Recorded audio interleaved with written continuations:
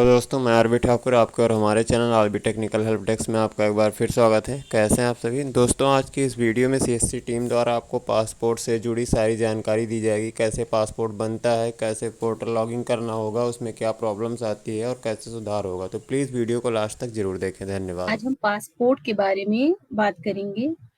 आप सभी वेली जानते हैं कि हमारे डिजिटल सेवा पोर्टल से पासपोर्ट की सुविधा अवेलेबल है, लेकिन आप में से बहुत कम वेली हैं जो हमारे डिजिटल सेवा पोर्टल से पासपोर्ट की सर्विस यूज़ करते हैं। कहीं न कहीं कुछ न कुछ ऐसा होगा जहाँ पे आपको जानकारी नहीं है, जिसके चलते आप हमारे या फिर आपको ऐसा लग या आपको ये जानकारी नहीं है कि हमारे पोर्टल पर भी पासपोर्ट सर्विस है। मैं यहाँ पर आपको पूरी जानकारी दूँगी कि कहाँ से हम सीएससी से कैसे पासपोर्ट का आवेदन कर सकते हैं और इसके लिए क्या-क्या चीज़ें ज़रूरी होती हैं।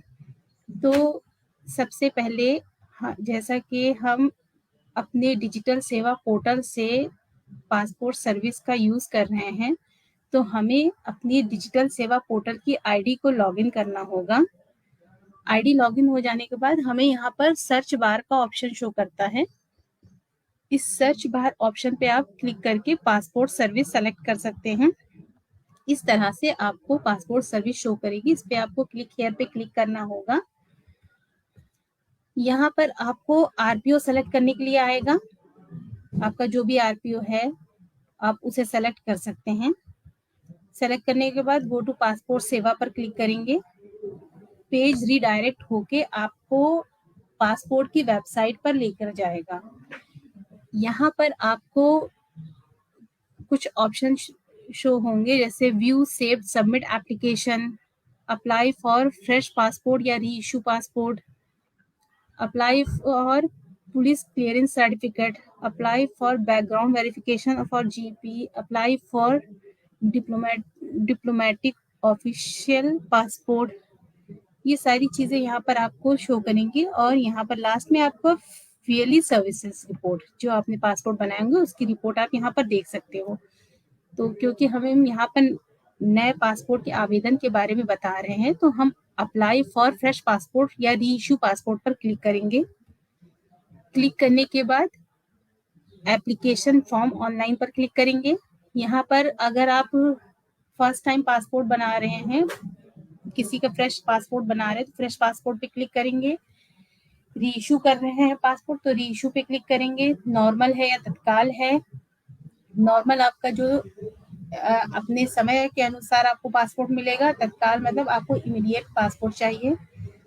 36 पेज का कर रहे हैं या 60 पेज का है, जितने पेजेस का करते हैं उसके हिसाब से इसके कॉस्ट में चेंजेस आ जाते हैं।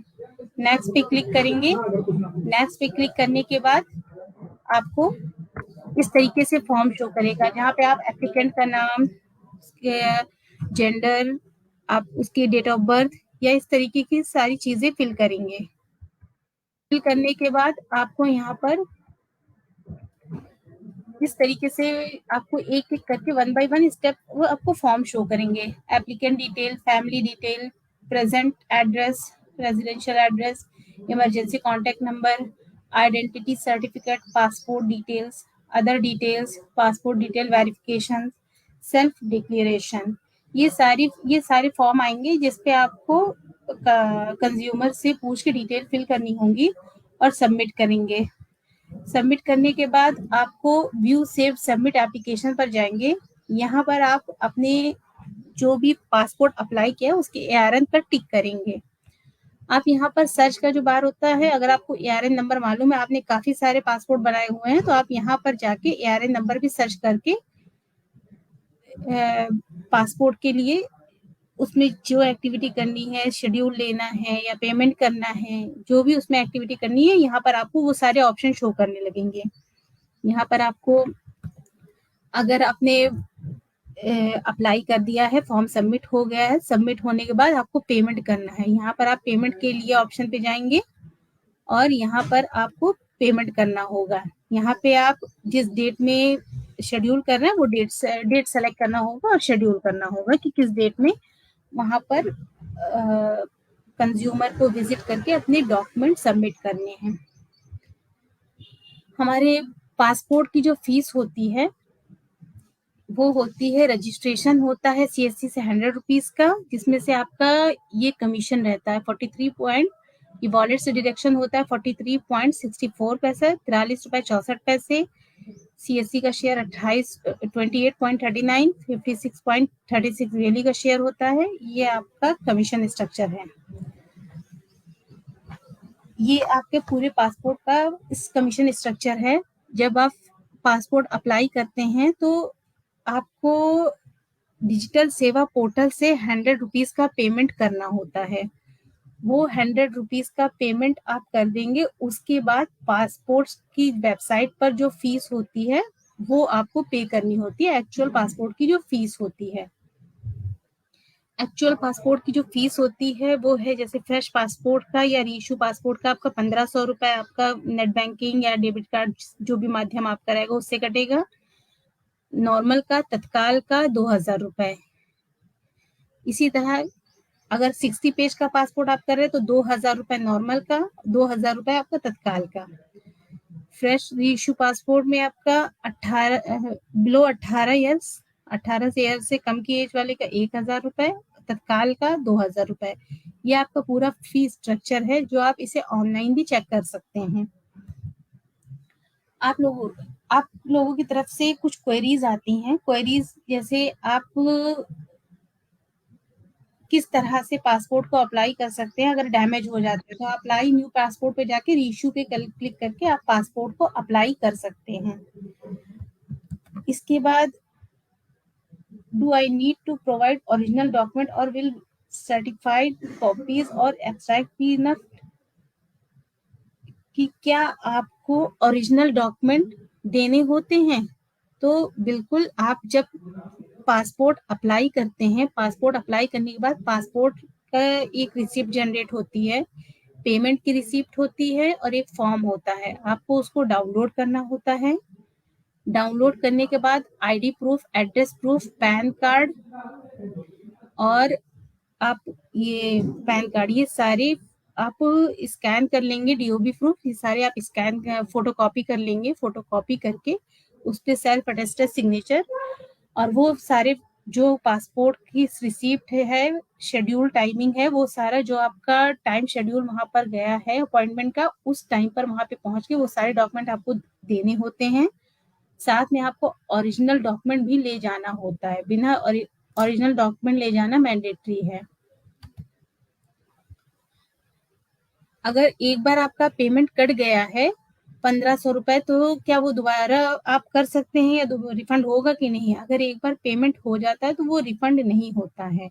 तो अगर एक बार 1500 रुपए आपके नेट बैंकिंग से या डेबिट कार्ड के माध्यम से आपके कट चुके हैं, तो आप उसे दोबारा से मत काटें। वो 24 घंटे के अंदर उसका क्लियर जो भी होगा आ जाएगा, बाई चांस अगर आपको स्लिप जनरेट नहीं होती उस टाइम पर। तो पासपोर्ट का फीस स्ट्रक्चर, पासपोर्ट के जो पैसे कटते हैं, जो फीस कटती है, वो हमारे सीएससी पोर्टल से 100 रुपीज होता है, जिसमें से आपका कमीशन होता है 46.36 पेमेंट आपका कटता है हमारे डिजिटल सेवा पोर्टल से। बाकी आपका कमीशन होता है। और 1500 रुपए ये जो भी आपकी पासपोर्ट की फी होगी, वो एक्चुअल पेमेंट आपका नेट बैंकिंग या डेबिट कार्ड से कटता है। अगर पेमेंट कट गया है और पेज रिडायरेक्ट होके होम पेज पर आ जा रहा है, मान लीजिए 100 रुपए कट गया आपका और पेज रिडायरेक्ट करके फिर सेम पेज पर ले आ रहा है, तो इसके लिए सिर्फ एक इशू होता है कि आप पासपोर्ट सर्विस जो यूज कर रहे हैं वो या तो क्रोम ब्राउजर पर यूज कर रहे हैं, क्योंकि क्रोम ब्राउजर पर पासपोर्ट की सर्विस सपोर्ट नहीं करती है। आप पासपोर्ट सर्विस यूज करने के लिए हमेशा मौजिला ब्राउजर ही यूज करें। और अगर मौजिला ब्राउजर में भी ये दिक्कत आ रही है, तो इसका मतलब ये है कि आपने हिस्ट्री कुकीज उसकी डिलीट नहीं की है, उसमें बहुत टाइम की हिस्ट्री कुकीज पेंडिंग है, अभी शो हो रही है, जिसकी वजह से आपको वो बार बार 100 रुपीज का पेमेंट करने का ही ऑप्शन आ रहा है, 1500 रुपए का पेमेंट का ऑप्शन नहीं आ रहा है। ध्यान रखिए, जब तक कि आपके नेट बैंकिंग या डेबिट कार्ड से 1500 रुपए नहीं कट जाते हैं, तब तक कि जितनी बार भी 100 रुपीज कटते हैं वो आपके डिजिटल सेवा पोर्टल में 24 घंटे के अंदर रिफंड आ जाएंगे। जब आपके 100 रुपीज़ के बाद 1500 या जो भी पासपोर्ट की फ़ीस है वो पेमेंट कट जाएगा, तो फिर वो 100 रुपीज़ आपका उसी में ही कवर हो जाता है, फिर वो पेमेंट रिफंड नहीं आता। तो जब तक कि आपके वॉलेट से बार-बार 100 रुपीज़ कट रहा है और 1500 रुपए नेट बैंकिंग से जो पेमेंट वाला ऑप्शन है वो नहीं आ रहा, तो समझ लीजिए वो पेमेंट आपका वापस आ जाएगा। आप can I appointment be rescheduled? तो हाँ, आप पासपोर्ट सर्विस में 1 साल में 3 बार अपॉइंटमेंट ले सकते हैं। आप जब पासपोर्ट अप्लाई करते हैं, 1 साल तक की उसकी वैलिडिटी होती है कि उस 1 साल में आप 3 बार अपॉइंटमेंट ले सकते हैं।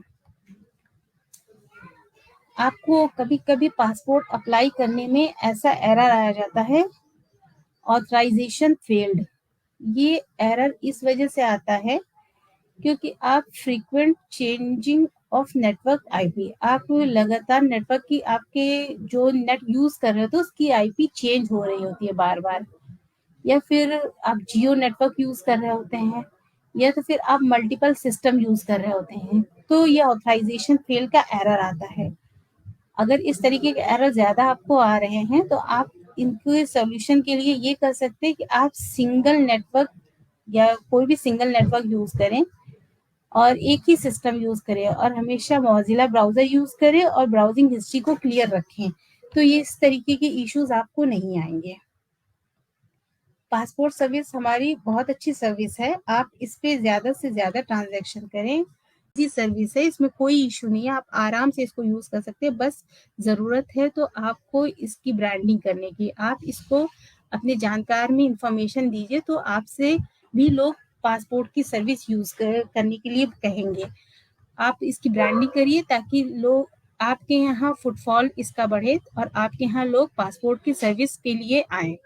उम्मीद करता हूँ वीडियो पसंद आई होगी। मिलते हैं नए वीडियो में नए अपडेट के साथ। तब तक के लिए नमस्कार दोस्तों। प्लीज़ जो हमारे चैनल पर नए हों वो सब्सक्राइब करना ना भूलें। धन्यवाद।